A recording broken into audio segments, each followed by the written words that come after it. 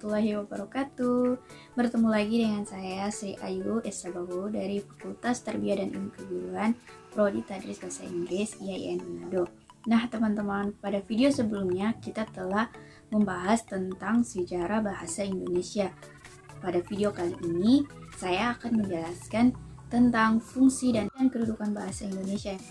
Nah, jadi bahasa Indonesia adalah bahasa sebagai alat komunikasi sekaligus bahasa resmi Republik Indonesia dan juga bahasa persatuan bangsa Indonesia yang telah diresmikan setelah dilaksanakannya Kongres Pemuda I pada tanggal 27 sampai 28 Oktober 1928 di Batavia, Jakarta.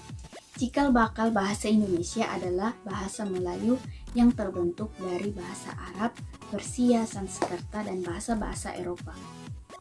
Lalu bahasa Melayu pun semakin berkembang di seluruh Nusantara. Dan pada tanggal 28 Oktober 1928, para pemuda dari seluruh pelosok Nusantara berkumpul dalam kerapatan pemuda yang berikrar yang kemudian dikenal dengan Sumpah Pemuda.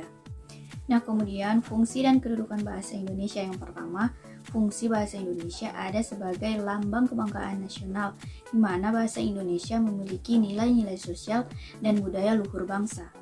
Dan kita sebagai generasi muda harus mempertahankan nilai-nilai tersebut agar tetap terjaga.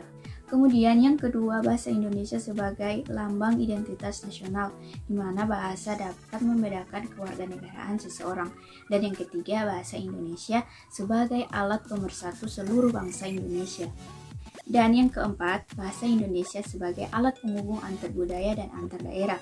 Dengan bahasa Indonesia, kita dapat berinteraksi untuk segala bidang kehidupan.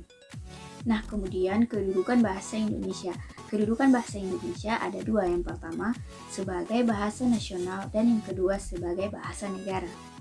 Adapun fungsi bahasa secara khusus yang pertama adalah mewujudkan hubungan interaksi dalam kehidupan sehari-hari dan yang kedua mewujudkan seni atau sastra. Dan yang ketiga adalah mempelajari bahasa-bahasa kuno dan yang terakhir memahami iptek. Baiklah teman-teman, itulah pembahasan dari saya mengenai fungsi dan kedudukan bahasa Indonesia. Jika ada kekurangan mohon dimaafkan. Wassalamualaikum warahmatullahi wabarakatuh.